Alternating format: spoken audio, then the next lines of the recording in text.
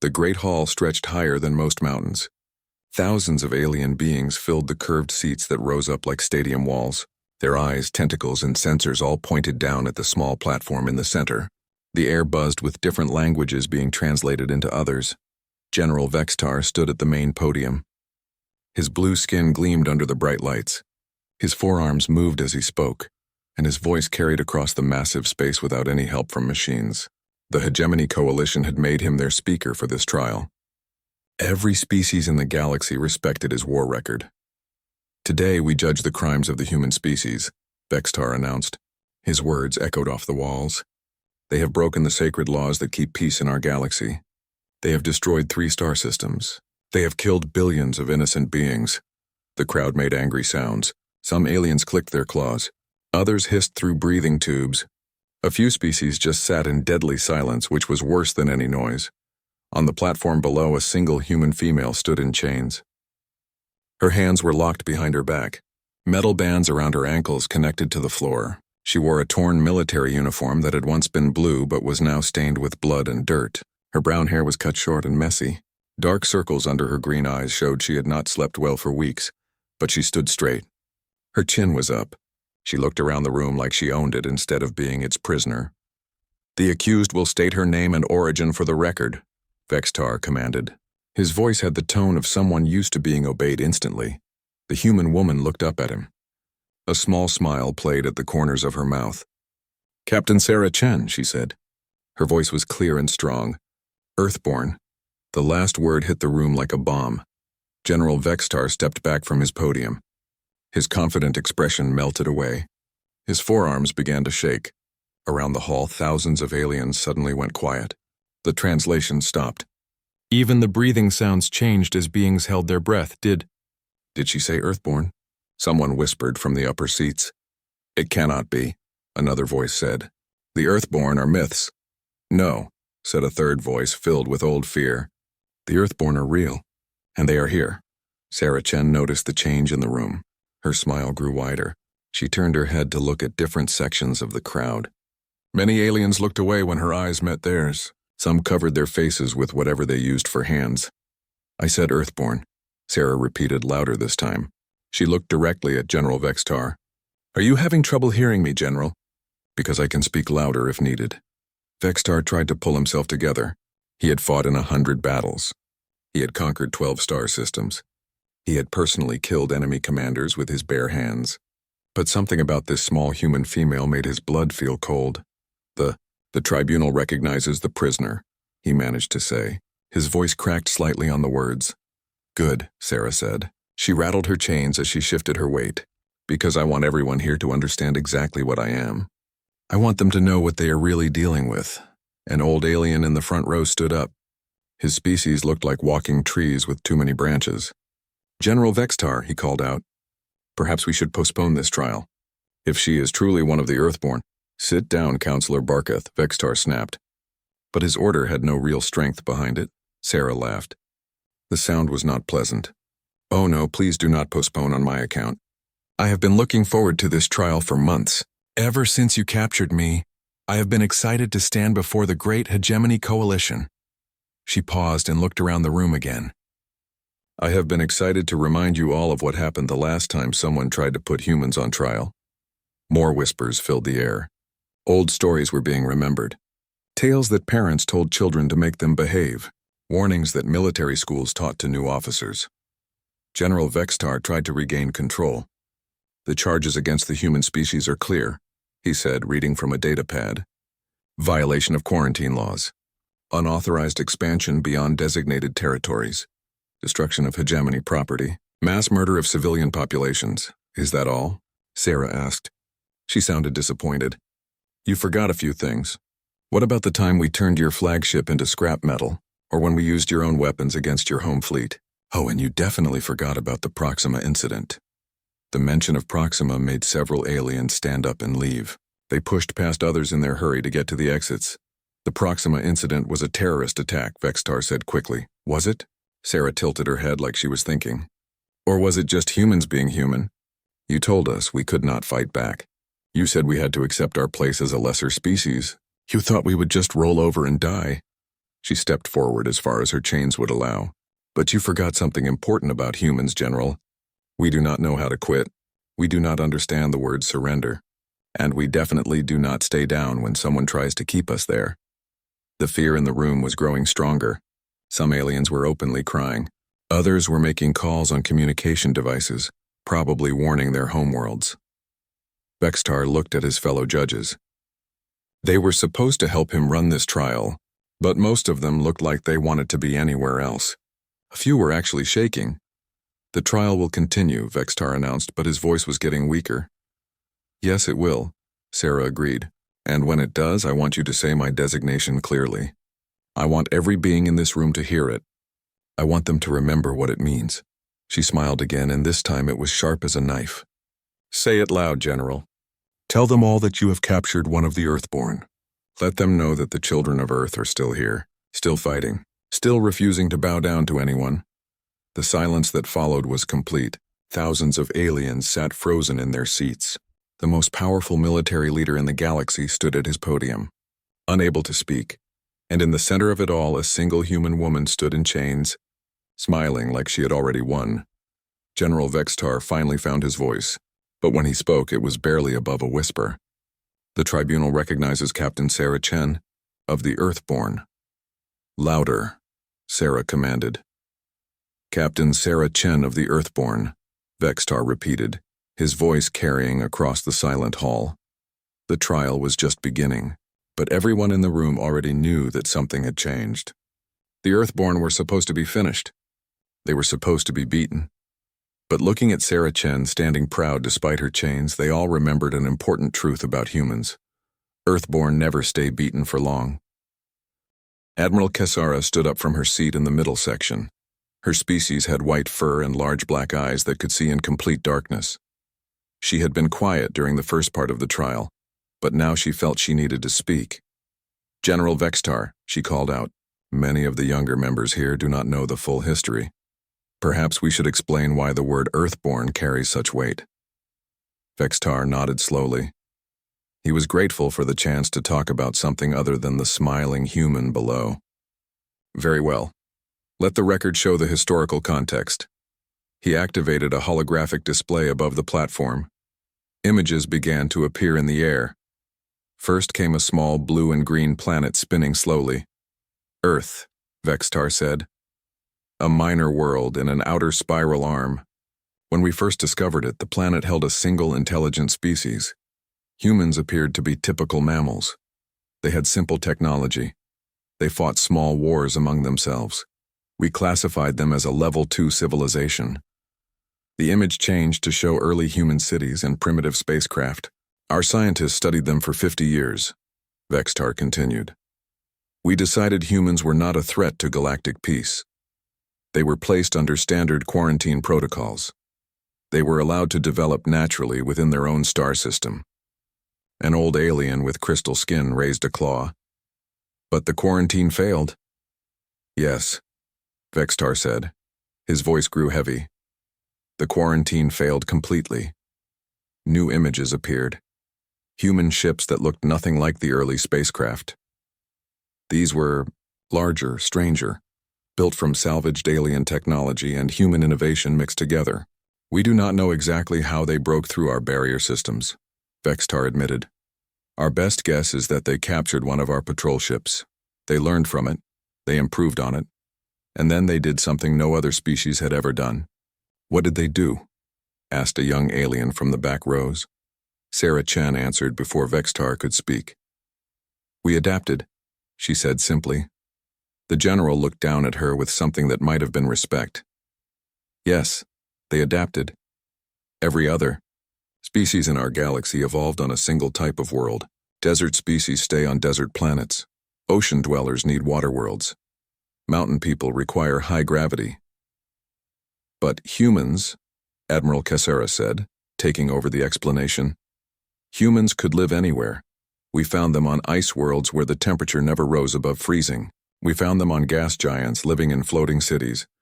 We found them in deep space in stations built inside asteroids. The holographic display showed human colonies on dozens of different world types. Each settlement looked different. adapted to its environment, but all clearly human. They did not terraform planets to suit themselves, Kessera continued.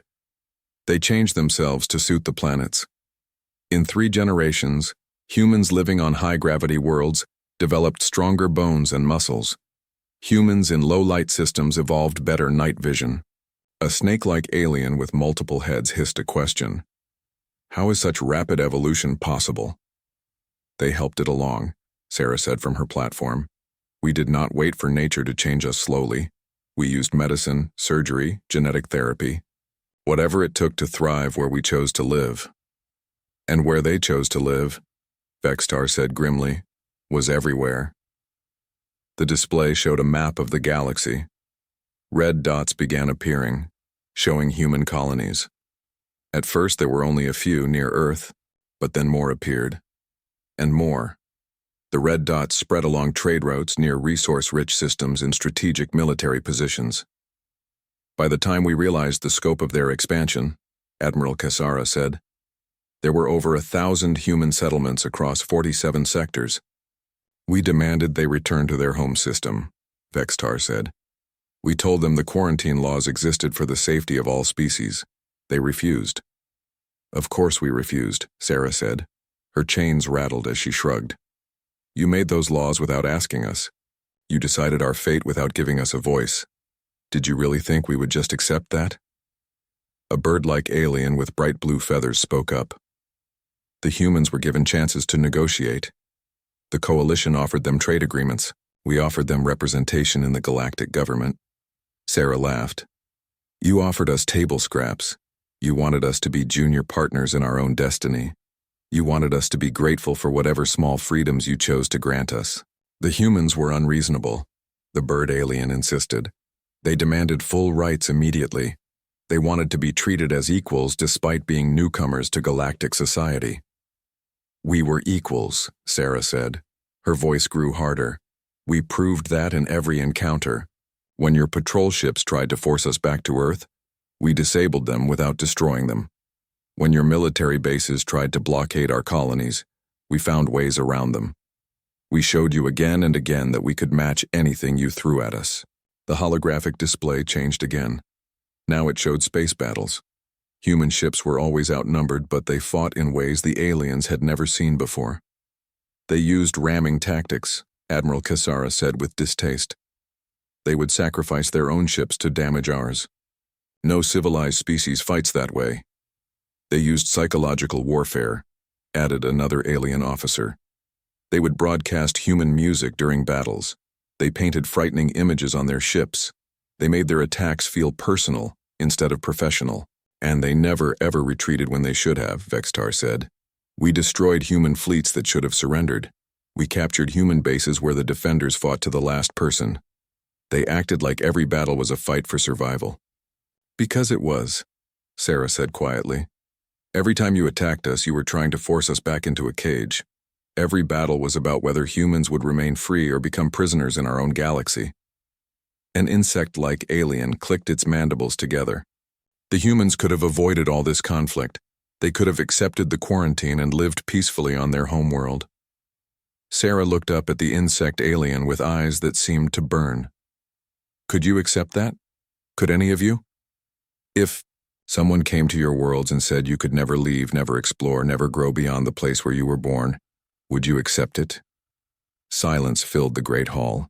The humans called themselves Earthborn, Admiral Kessera said eventually. They wore that name like a battle banner.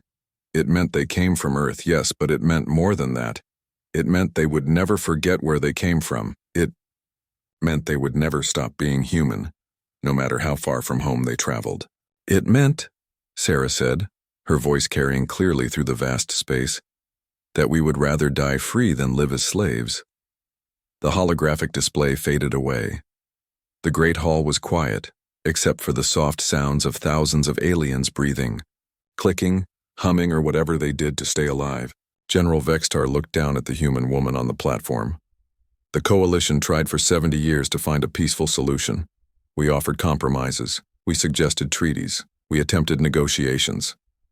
And we kept saying no, Sarah said with satisfaction, because your compromises were not good enough. Your treaties would have made us second-class citizens. Your negotiations started from the assumption that you had the right to control us. So war became inevitable, Vextar said. War was always inevitable, Sarah corrected him.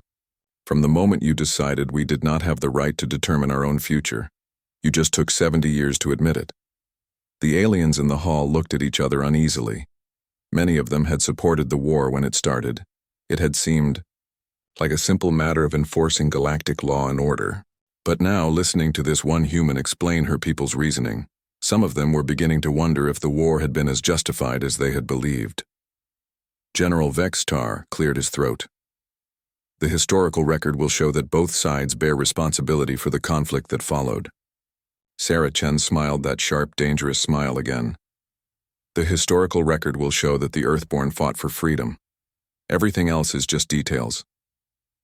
Commander Thexril had not spoken during the trial so far.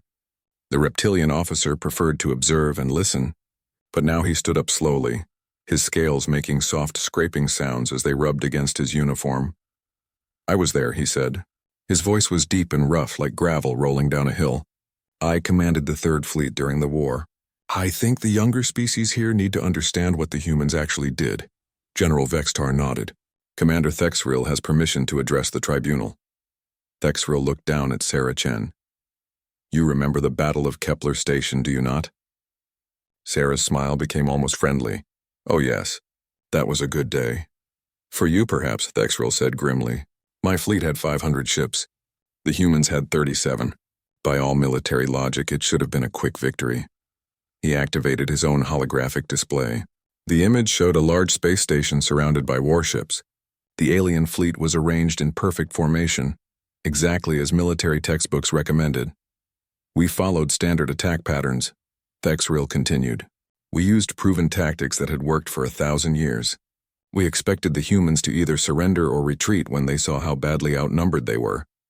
Instead, Sarah said helpfully, we rammed 3 of your ships with our garbage scows. Several aliens in the audience made shocked sounds. Ramming was considered barbaric by galactic military standards.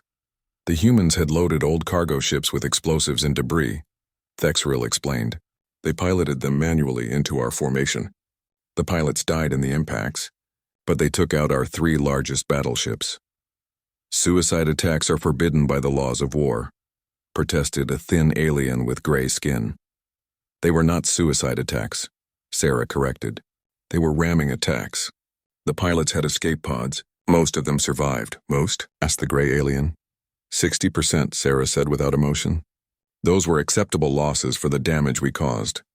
Commander Thexril continued his story. After the ramming attacks, our formation was broken. We tried to regroup, but the humans did something else unexpected. They started playing music. Music? Several aliens asked at once. Human battle songs, Thexril said. Loud, aggressive music that they broadcast on all communication channels. We could not talk to our own ships without hearing their war cries. Sarah began humming quietly. The tune was simple but somehow menacing. Several aliens near the platform moved away from her. The music was just the beginning, Thexril said. While we were distracted, the humans attacked from every direction at once. They came from above the station, below it, from both sides. They used the station's own gravity well to accelerate their ships beyond safe speeds. We call that the Earthborn swarm, Sarah said proudly. Attack from everywhere all at once, faster than the enemy can respond. My ships were designed for long-range combat, Thexril admitted. The humans closed distance so quickly that our main weapons could not target them. They forced us into close combat where their smaller, faster ships had the advantage. The holographic display showed the battle as it developed. Alien ships fired massive energy beams that missed their targets because the human ships moved too unpredictably. Human vessels swarmed around the larger alien ships like angry insects. They also used weapons we had never seen before, Thexril said. Magnetic mines that stuck to our hulls, virus programs that infected our computer systems, acid clouds that ate through our armor. Improvised weapons, Sarah explained. We could not match your technology, so we made our own. Mining equipment became weapons. Industrial chemicals became ammunition. Computer viruses became electronic warfare tools. A crystalline alien asked, How did you develop such weapons so quickly? Humans are very good at solving problems, Sarah said. When you have a problem that might kill you, you solve it fast or you die. We preferred solving it fast. Commander Thexril's display showed the end of the battle. The alien fleet was retreating, leaving behind burning wrecks and escape pods. We lost 43 ships at Kepler Station, Thexril said. The humans lost 19. But the real damage was not in ships lost, and what do you mean? Asked Admiral Cassara. The real damage was to our confidence, Thexril explained. For the first time in our history, a primitive species had outfought us. They had taken our advantages and turned them into weaknesses. Sarah nodded approvingly. That was the point. We could not win by playing your game. So we changed the rules. The humans fought every battle differently, Thexril continued. At the second Battle of Vega, they hid inside an asteroid field and used the rocks as cover. When we tried to flush them out, they turned the asteroids into weapons. How? Asked a young alien from the upper seats. They attached rocket engines to large asteroids and launched them at our ships, Thexril said. 100-ton rocks moving at combat speeds. Our point defense systems were not designed to stop that kind of attack. At the Rigel blockade, Sarah added, we used their own supply convoys against them. We captured freighter ships and used them to sneak past their patrols. By the time they realized what was happening, we were already inside their defensive perimeter. The humans never fought the same battle twice, Thexril said, with something that might have been admiration. Every encounter was a new nightmare. They learned from each fight and adapted their tactics. We had to adapt, Sarah said. You had more ships, better weapons, larger crews. Our only advantage was that we could change faster than you could.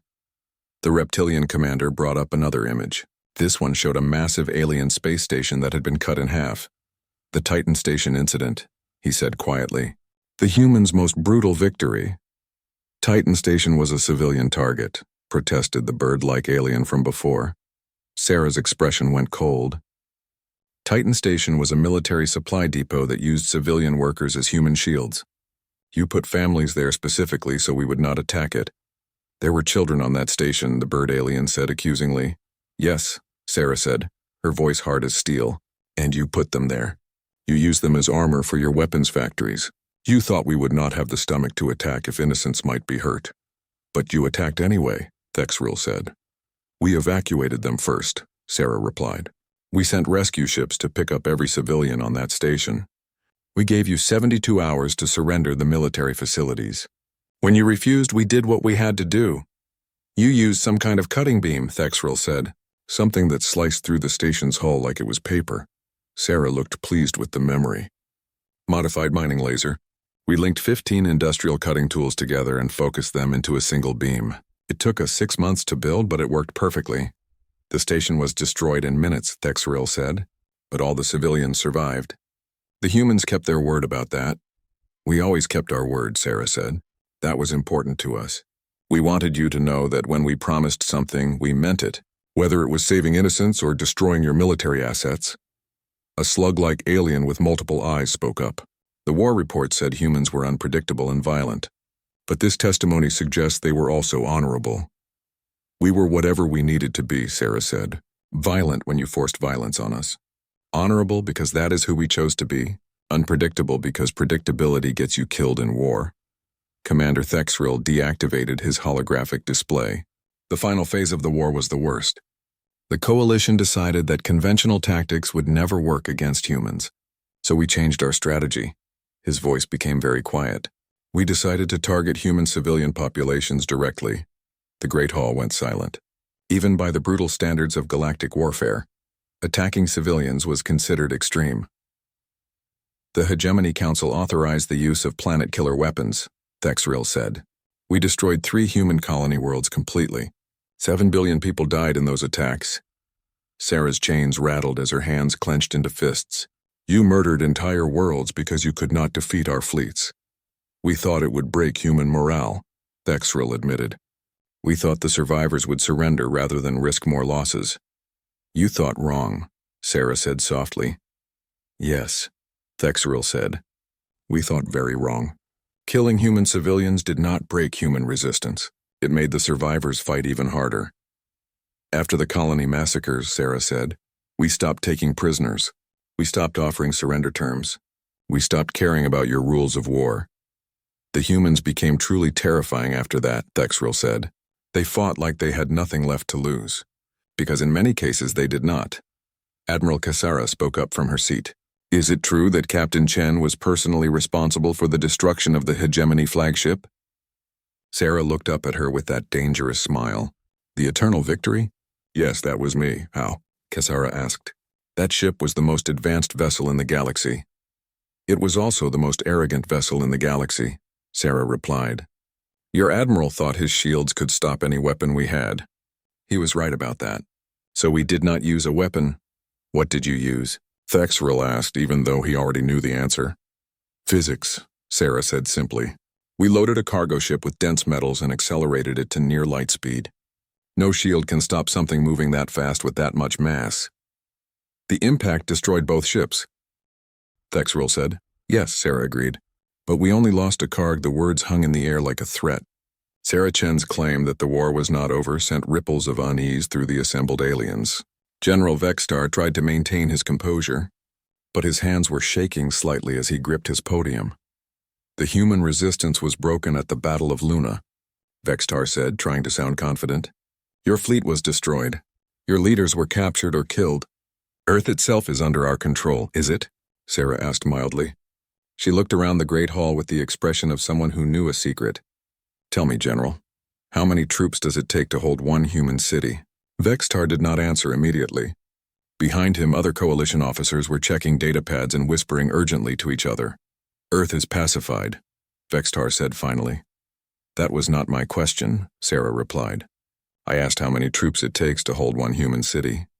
Would you like me to tell you? Before Vextar could respond, an alarm began sounding somewhere in the great hall. A soft chiming noise that grew steadily louder. Several aliens began checking their communication devices.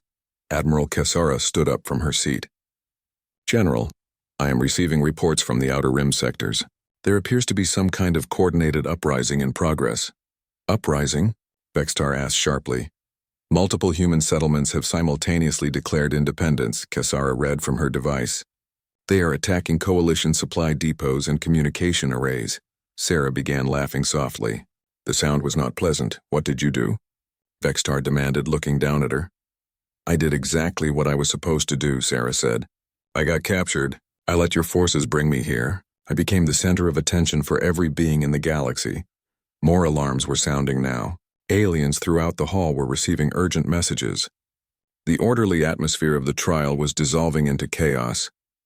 Commander Thexril's scales had turned a darker color, which meant he was deeply worried. Captain Chen, are you saying your capture was planned? Of course it was planned, Sarah said. Do you really think the coalition could have caught me if I did not want to be caught? I have been fighting your fleets for 8 years. I know every trick you have, but why? Asked the bird-like alien. Why allow yourself to be captured? Sarah's smile became almost gentle, like a teacher explaining something to a slow student. Because sometimes the best place to be is exactly where your enemy wants you. General Vexitar was now receiving a steady stream of reports from his staff officers. His blue skin was getting paler with each message. The Rigel colonies have stopped all shipments to coalition forces, one officer reported.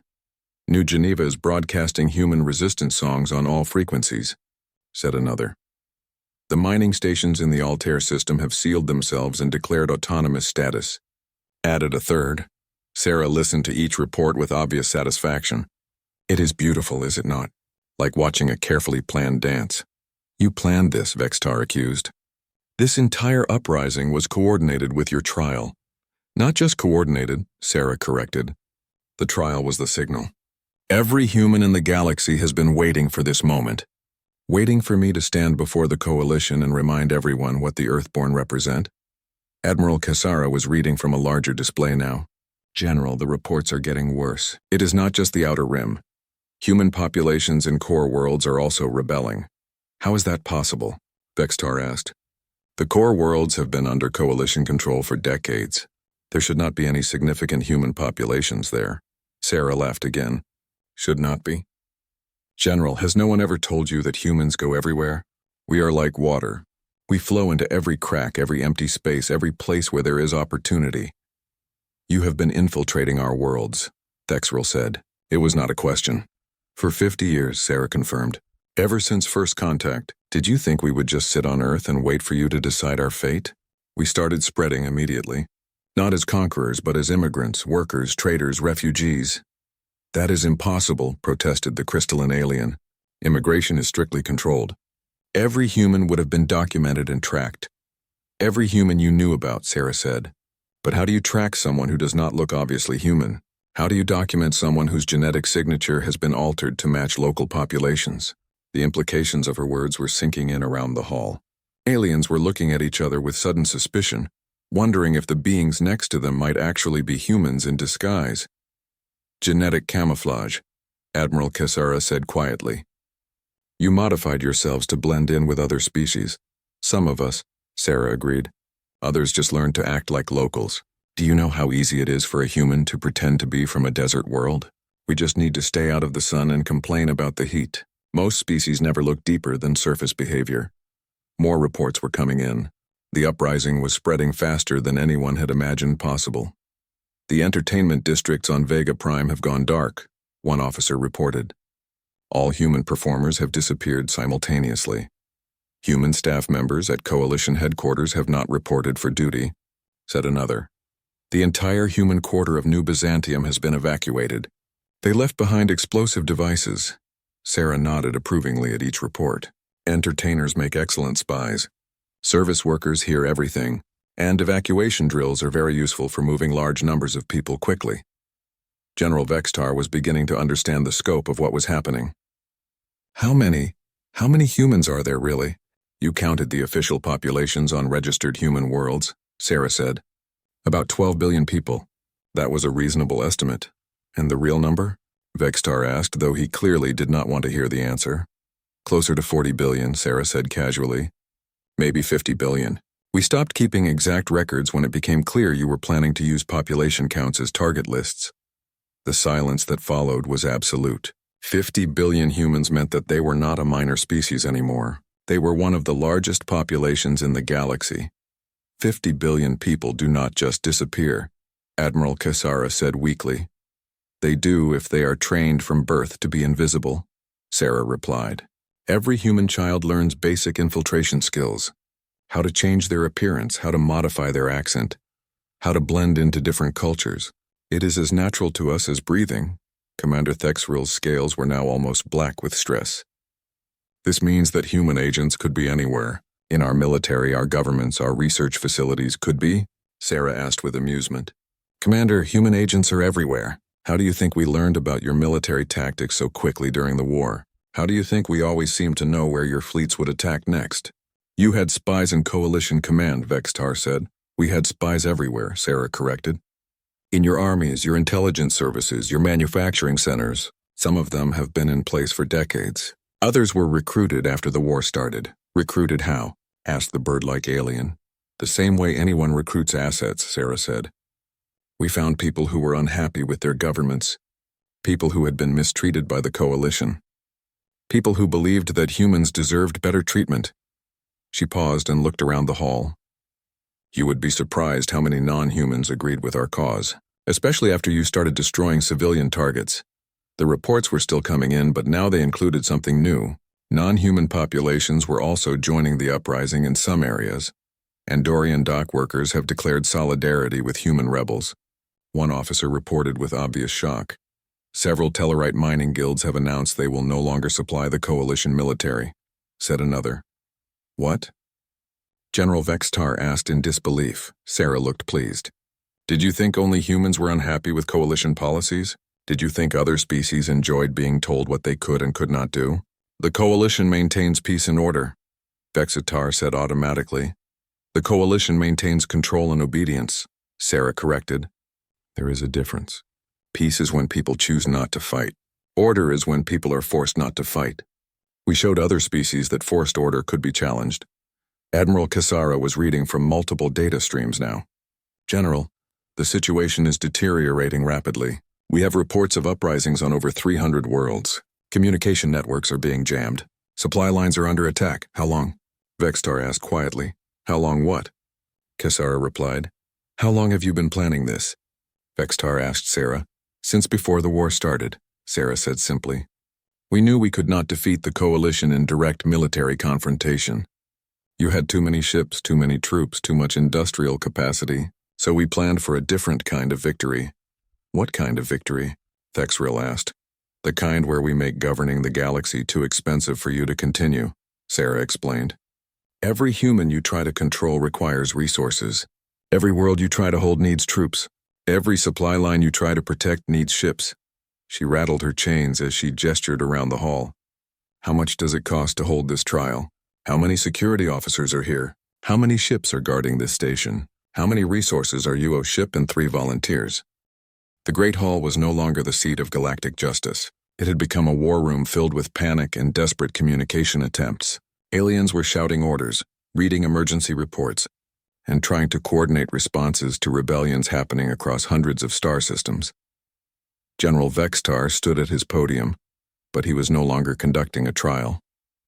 He was trying to hold together an empire that was falling apart in real time. Status report, he commanded. Admiral Kessara looked up from her data displays. Her white fur was standing on end, a sign of extreme stress in her species. The situation is beyond critical, General. We have confirmed uprisings on 412 worlds. Communication with 73 sector headquarters has been lost completely. The Tau Ceti shipyards have been captured by human workers, reported another officer. They are using our own facilities to build weapons. The banking networks are under cyber attack, added a third. Human hackers are draining coalition military accounts and transferring funds to rebel organizations. Sarah Chen listened to each report with the satisfaction of someone watching a plan unfold perfectly. Her chains had been loosened slightly to allow the trial to continue, but she no longer looked like a prisoner. She looked like a general receiving battlefield updates. This is madness, protested the bird-like alien. You cannot hope to defeat the entire coalition. Even with your hidden populations, we still outnumber you. Numbers are not everything, Sarah said calmly. Besides, we are not trying to defeat you. We are trying to make you defeat yourselves. Commander Thexril had been quiet for several minutes, studying his own reports. Now he looked up with an expression of dawning understanding. The economic damage. You are not just fighting a military campaign. You are destroying the coalition's ability to function economically. Finally, Sarah said approvingly, someone who understands strategy. Yes, Commander, this is economic warfare on a galactic scale. Explain, General Vextar demanded. Sarah gestured as much as her chains would allow. The coalition depends on trade, industry, and resource extraction. Human workers are involved in all of those areas. When we withdraw our labor simultaneously, entire sectors of the economy collapse. You are holding the galaxy hostage, accused the crystalline alien. We are withdrawing our consent to be governed, Sarah corrected. There is a difference. Slaves can be forced to work. Free people can choose not to work. More reports were flooding in. The scope of the coordinated action was becoming clear. All human crews on coalition transport ships have abandoned their vessels, one officer reported. Cargo deliveries have stopped across 12 sectors. Human technicians at power plants have shut down energy generation on 43 worlds, said another. The medical networks are failing. Human doctors and nurses have walked off their jobs simultaneously. Admiral Kessara looked up from her displays with obvious shock. General, they are not just rebelling. They are shutting down civilization itself. We are shutting down your civilization, Sarah clarified. The parts that depend on human labor and expertise, which, as it turns out, is most of it. This will cause massive suffering, protested the slug-like alien. People will die without medical care, power, transportation. Sarah's expression hardened. People were already dying. Human civilians killed by coalition military actions. Human workers treated as disposable labor. Human families broken up by forced relocations. At least we are giving you a choice, she continued. Recognize human independence and we will restore essential services. Continue trying to control us and watch your infrastructure crumble. General Vextar was receiving a constant stream of urgent messages now. Each one seemed to make him look older and more tired. Sir, one of his aides said quietly, we are receiving surrender offers from several member worlds. They want to negotiate separate peace agreements with local human populations. Surrender offers? Vextar asked in disbelief. The cost of maintaining military control is bankrupting their planetary governments, the aide explained. They cannot afford to keep fighting. Sarah nodded approvingly. Smart species. They are learning that cooperation costs less than occupation. You cannot expect the coalition to simply give up, Vextar said. We have responsibilities to our member species. We cannot allow chaos to spread across the galaxy. Then stop trying to impose order through force, Sarah replied. Start negotiating with us as equals. Recognize that humans have the right to determine their own future. And if we refuse? Asked Commander Thexril. Sarah shrugged, making her chains rattle. Then you will spend the next century fighting brush wars on 1,000 worlds. You will pour your resources into maintaining control while your economy collapses. You will watch other species follow our example and declare independence. You cannot know that will happen, the bird-like alien insisted. I know that freedom is contagious, Sarah said. We have already proven that the coalition can be challenged successfully.